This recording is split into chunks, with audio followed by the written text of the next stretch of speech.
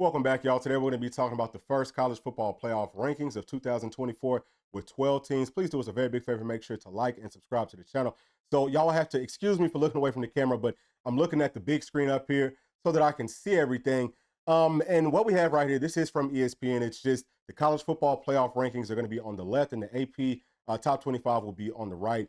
You can see that there's not a lot of changes here. Tennessee is number 7 in the AP, number 7 with the CFP. So that looks pretty strong, I guess. Like that doesn't look terrible. I'm glad that we don't have that we're not ranked a lot lower with the college football playoff ranking, which is the one that actually counts. But there's a few things, y'all, that I feel like I'm a little bit concerned with whenever I listen to the chairman of the people who are voting on this. I think he's Michigan's AD or whatever, but just kind of listening to him going through some of the questions that Reese was asking him. The first question that I thought was very interesting is, why is Indiana ranked above BYU? And his explanation to me was not strong enough. So with him being a Big Ten guy, I do feel like maybe there's a little bit of Big Ten bias. There are 4 Big Ten teams that are ranked in the top 12, and then there's 4 SEC teams also ranked in the top 12. But if you look at Indiana versus BYU, his explanation was kind of like, well, Indiana has looked really good. They've had some double-digit wins, several double-digit wins, and their strength of schedule is weak, though. Like, I think their strength of schedule is number 103. BYU's strength of schedule is 61. BYU's had some nice wins, too. You know what I mean? Really, they've had better wins than Indiana has. And I'm not trying to hate on Indiana.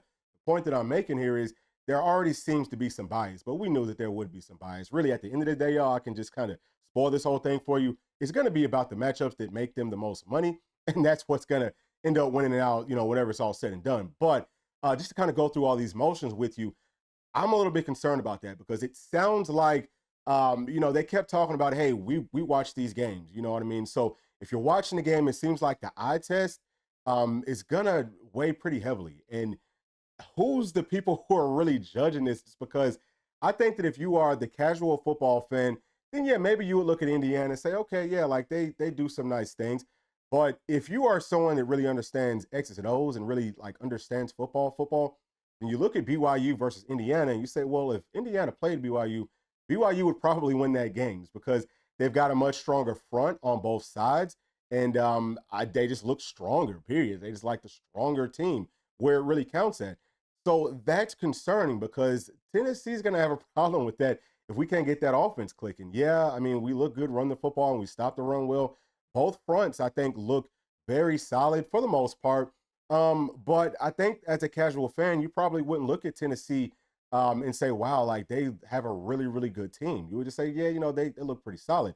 But it's just because what we used to see back in 2022 and some in 2021 with the offense just being so explosive down the field, we haven't seen much of that this season. So if we've got people who are judging this based off of an eye test, it's more like a casual fan, we could have some issues unless, again, this offense can pick up throwing the football down the field. But the other thing that kind of struck me was having Ohio State ranked ahead of Georgia. The explanation there was, well, Ohio State only lost by 1 point on the road to Oregon. And then, Georgia, yeah, they went to Tuscaloosa and lost, but Alabama's not ranked that high anymore. And yeah, they also went on the road and beat Texas. I think Texas might have been ranked number 1 with that victory. I don't know how you can make a point right there, right? Because Georgia, and again, I'm going by ESPN strength of schedules, and let me scroll through this for y'all, just in case y'all wanted to see the whole top 25. But I think that they are going off of ESPN strength of schedule. So if they are, Georgia's strength of schedule is number 1, and Ohio State's is number 19. So with that being said, okay, they both have 1 loss. You would think that Georgia would be ranked ahead of the Buckeyes. Now, y'all know I'm not a Georgia fan, okay? I'm a Tennessee fan, so I really can't stand Georgia. But the point, I think, is still valid. Like, my whole point is there's going to be some bias. Feels like there's a lot of Big Ten bias. There's some bias with some of these smaller conferences. We see that Notre Dame sneaks in there. That's fine with me. One of the other big question marks, too, is if you look at the SEC, there's several 10-2 teams. There's several teams that could end up being 10-2 whenever it's all said and done. So as Tennessee fans, we're all wondering what happens if Tennessee loses to Georgia and then Alabama wins out. Will Alabama end up jumping ahead of Tennessee? I know that the head-to-head would mean something, and they didn't talk much about that tonight. I'm curious to see how that plays out, as time kind of goes on. But I think that it's going to be mostly about those style points. It's going to be mostly about that eye test. And Alabama can look very explosive with their offense. So Tennessee definitely has to pick it up. I think we need to get more sacks. We need to get more turnovers. All the wild stuff, all the stuff that the casual fan wants to see. More, touchdown passes, more Nico running, maybe get, more flashy, whatever. Tennessee needs to do that just because I don't know that I don't think that they're necessarily going to put the most deserving teams in. Because I think that if that does happen, like let's just say again, if Tennessee loses to Georgia and if Alabama wins out, I still think that since Tennessee beat them head to head, we would be the more deserving team to get in over Alabama, especially if you consider the rest of Alabama's schedule outside of LSU is very, very weak. And they lost to Vandy.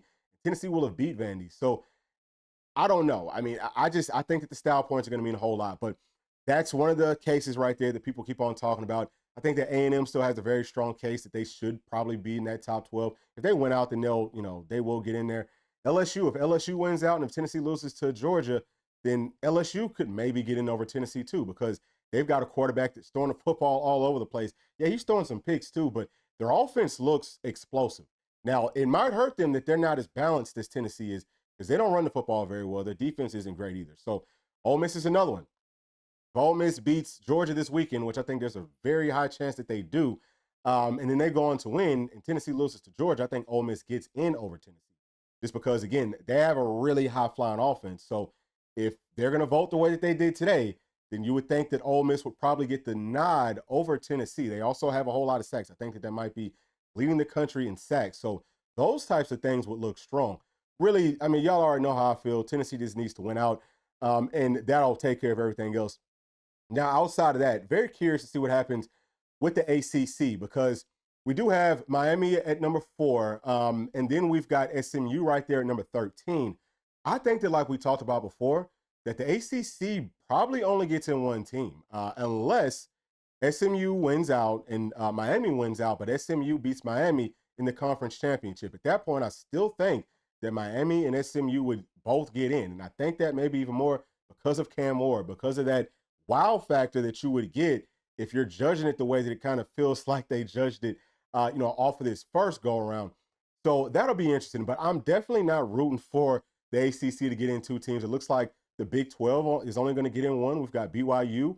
And I mean, who's the next best team? Iowa State all the way down at number 17. So, I mean, yeah, I think that it's going to play out about the way that we thought. Probably going to be 4 teams from the SEC, 4 teams, or you know what? Yeah, 4 teams probably from the Big 10, 4 teams from the SEC. You're going to have Notre Dame in there. They're going to make sure that they get in. You got 1 from the ACC, 1 from the Big 12, and then you've got the Group of 5 team, who I guess will be Boise State.